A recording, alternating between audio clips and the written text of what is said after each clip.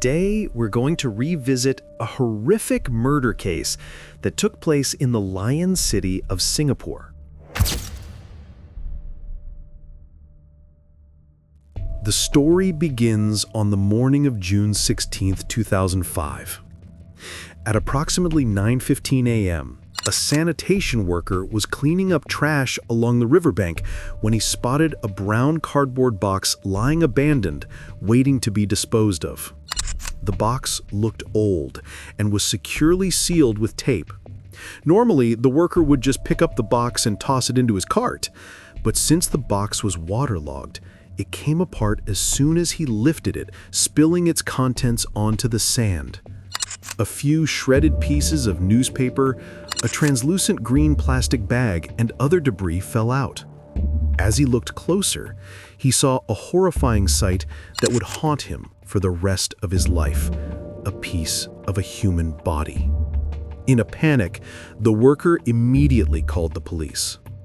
Police quickly arrived at the scene and discovered that the box contained the lower torso of a woman. There was no blood and no smell.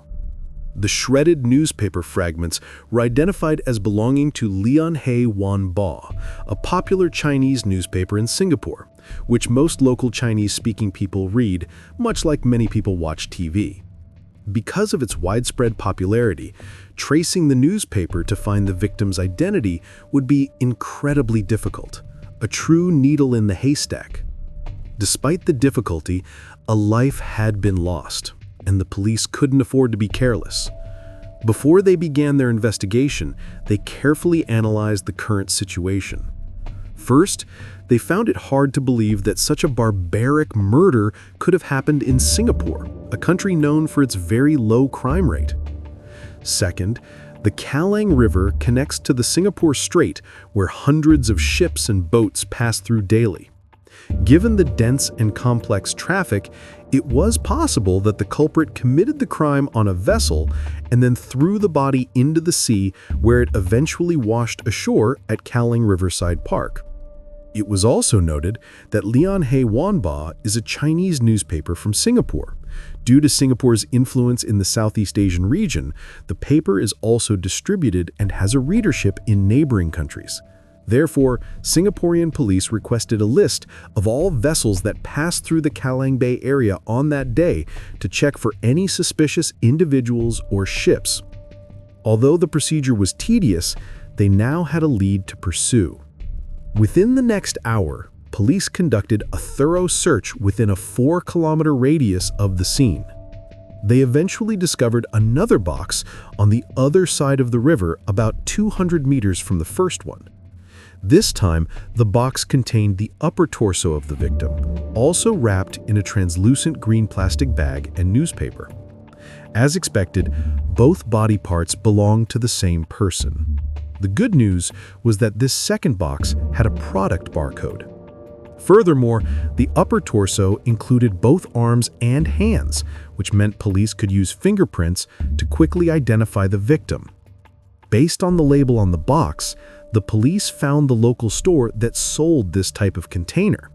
This also meant that the ruthless killer was right here in Singapore.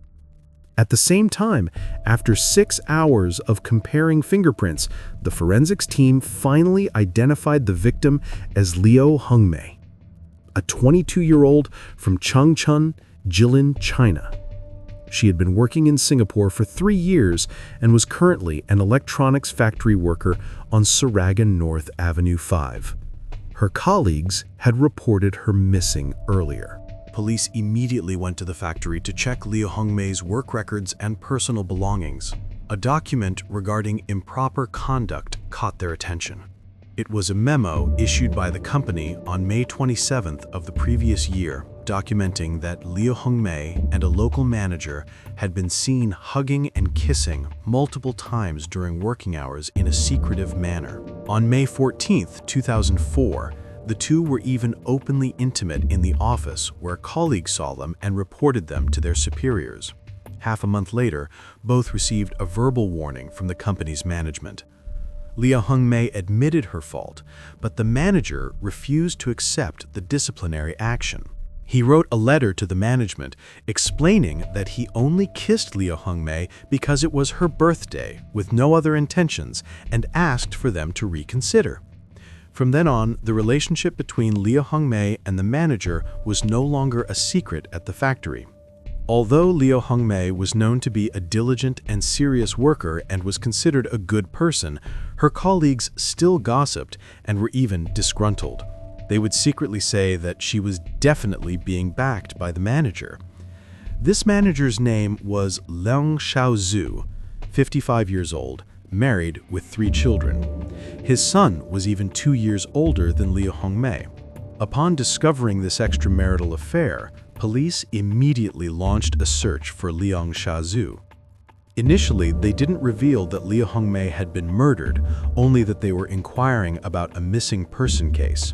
However, during the interrogation, police noticed several suspicious points.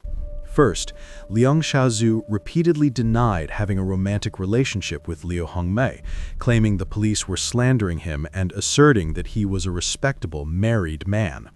Second, throughout the interrogation, he appeared very nervous, clenching his hands and stuttering. Third, there was a scratch on the knuckle of his left hand. When asked about the injury, he replied that he scratched his hand while fixing a pipe at home. The police were quick to respond, saying, "Let's go to your house to see." At Leong Siew Chor's house, police found a stack of Chinese newspapers in the liquor cabinet, several green plastic bags similar to the one used to wrap the body, in the living room and his son's room. In the kitchen, they discovered a chipped knife, a rubber hammer, a roll of tape, and a bicycle with bloodstains on its basket, along with many other suspicious pieces of evidence. Leong Siew Chor was immediately taken to the police station. At the time of the crime, Leong Siew Chor's wife and eldest daughter were on vacation in Thailand, and his son was at school, so only his youngest daughter was home. She was also brought to the police station for a statement. At first, Leong Siew Chor adamantly denied his relationship with Liu Hong Mei, while the police continued to pressure him and gather evidence at his house. They initially believed Leong Siew Chor's house was the murder scene, but strangely, the bathroom, which should have been heavily stained, was spotlessly clean. There were no traces of a struggle, and they couldn't smell anything at all. Officer Lam, the lead investigator on the case, suddenly remembered a case from 10 years prior involving a death row inmate named John Martin. In the scene report for that case, the bathroom had been scrubbed clean, but a single drop of blood was found under the sink. Officer Lam followed the senior officer's experience and meticulously checked the sink, but unfortunately found nothing. However, his efforts weren't in vain. As he knelt, his gaze happened to fall on the toilet bowl. He didn't expect to find anything, but he discovered a small red stain about 2 millimeters in diameter at the bottom of the bowl. An immediate check on the stain confirmed it was Liu Hong Mei's blood. Despite this, Leong Siew Chor remained stubborn and refused to confess. That is, until Officer Lam said the police now knew that Liu Hong Mei had been murdered and that the boxes, newspaper, plastic bags, and tape used to wrap her body all matched items found in his house. We are currently testing this evidence. Whether you talk or not, we will find the truth. Before the results come back, it's best for you to confess honestly. Resisting will only make things worse. Finally, on June 17th, at 4 a.m., Leong Siew Chor broke down and confessed everything. He admitted that he was the murderer, but claimed he was forced to do it. He insisted that Liu Hong Mei wanted them to die together for love and asked him to help her end her life. So, what really happened? Leong Siew Chor was an ethnic Chinese born on April 19, 1955, in Singapore. He had an identical twin brother. According to Leong Siew Chor's confession, on June 15th, he arranged to meet Liu Hong Mei at his house while his family was away. It was the first time they met at his private residence. She arrived at around 9:50 a.m., and they sat on the bed talking. After a while, she lamented their relationship, saying that people constantly gossiped about them, and she felt very suffocated.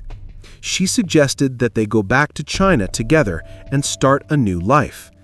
"How could I do that?" Leong Siew Chor recalled. "I'm over 50 years old. How can I start over in China?" I refused immediately. Besides, I have a wife and children here. But Liu Hong Mei was insistent, saying she would take on the responsibility of supporting his family. No matter what she said, he couldn't agree. After a struggle, she suddenly said, "Then let's die together. We've been in love for so long, this should be our end." To show her sincerity, Liu Hong Mei added, "I can go first, but you have to promise to follow me immediately after I die." Leong Siew Chor claimed he agreed. He then took a towel from the room and wrapped it around Liu Hong Mei's neck. At that moment, they were facing each other. As he tightened the towel, he could clearly see her face.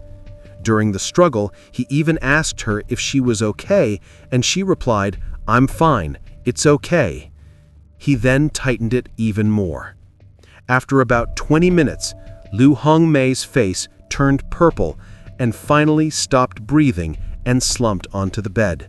A while later, he decided not to die after all. His self-serving reason was that Liu Hong Mei's face looked so scary at the time, and he didn't want to end up like that. Seeing Liu Hong Mei lying motionless, he didn't feel regret or try to save her. Instead, he only thought about how to dispose of the body as soon as possible, or his youngest daughter would see it when she came home from school at 6 p.m. That night, he also had to go to work, so he had to act fast. So he dragged Liu Hong Mei's body into the bathroom, using a knife and a rubber hammer to dismember her piece by piece, resulting in one of the most gruesome murders in Singapore's history. At noon, while cleaning the bathroom, Leong Siew Chor noticed a few bloodstains on himself, but since they weren't very obvious, he didn't pay much attention. He just washed his hands and feet, then took his bicycle, transferred to a bus, and finally hailed 2 taxis to dump the body parts and Liu Hong Mei's belongings at different locations. At 5 p.m., Leong Siew Chor returned home. Seeing that he still had time, he grabbed a brush and cleaning solution and scrubbed the bathroom once more. This time, he cleaned more thoroughly, even sharpening the knife to remove the bloodstains. He then put the blood-stained bedsheets and duvet cover into the washing machine.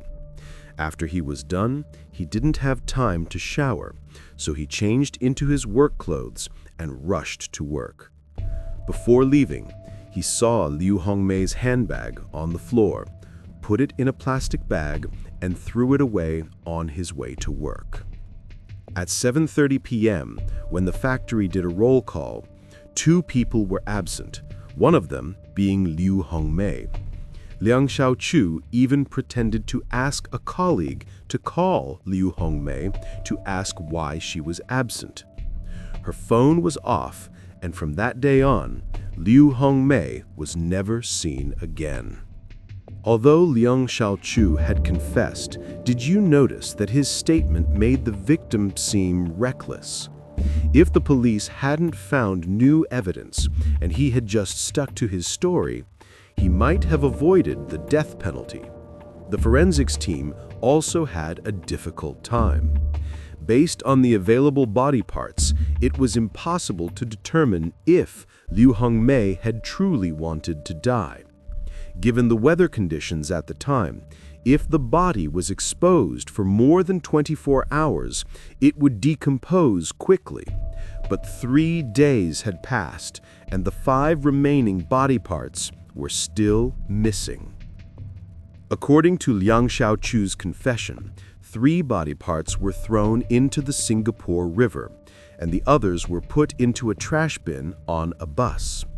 The police sought help from the meteorological department. Based on the wind speed over the Singapore River and the weight of the bags containing the body parts, they calculated their possible locations. They believed they were still in a reasonable area and not far from where Leong Siew Chor claimed to have dumped them. This was because the current in the river had been quite slow for the past 2 days, so the bags, weighing about 4 kilograms, wouldn't have drifted too far. However, 30 Special Forces officers searched the riverbanks and bushes without finding a single clue. At this point, Officer Lam considered a possibility. Perhaps the body parts had already been collected by sanitation workers. He immediately went to the boat dock on the Singapore River to inquire, and he learned that trash from the Singapore River was collected every 2 days and was assembled on a boat near an island dozens of kilometers away. When Officer Lam arrived, the boat was empty. The trash had already been transferred. He was told that trash from the Singapore River was eventually transported to the South Waste Management Plant to be incinerated.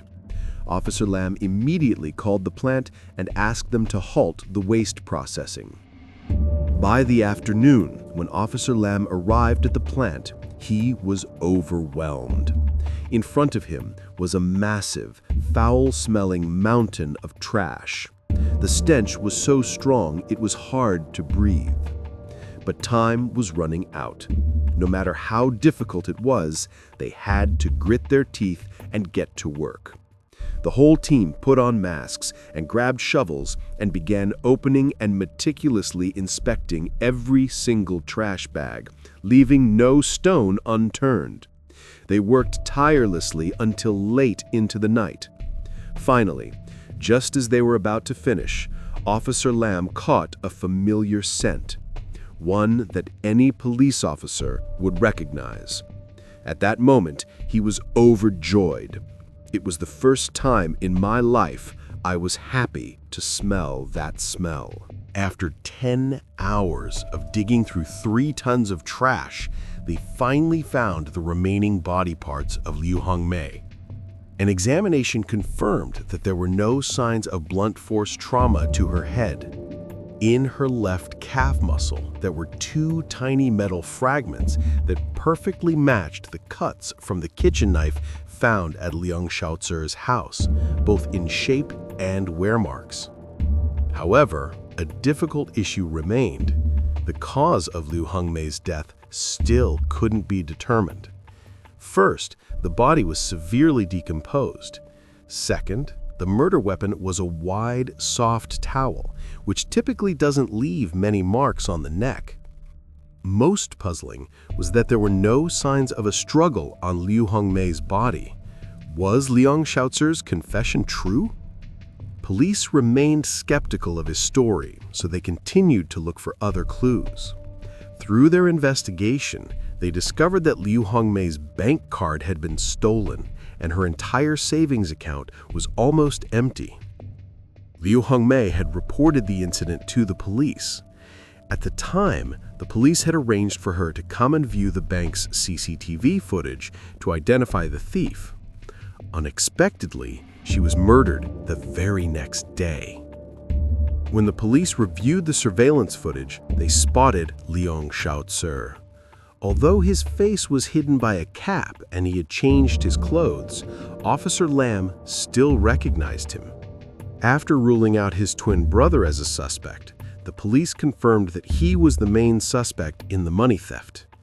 Indeed, when they searched Leong Siew Chor's house again, the police found the green sweater, cap, and blue shorts he was wearing in the video.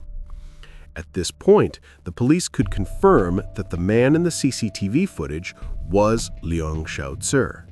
Not only that, but they also found a pair of work shorts and a polo shirt at his house, the very clothes he hadn't had time to change out of.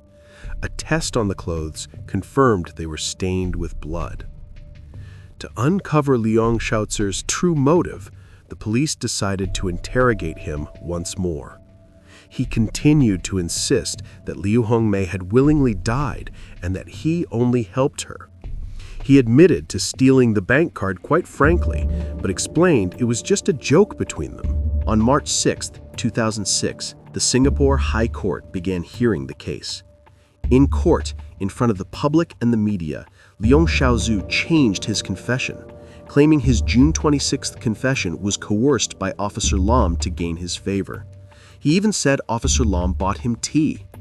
However, changing his testimony didn't change anything. The judge asked, "When did that happen?" Leong Siew Chor replied, "Right before the confession was recorded."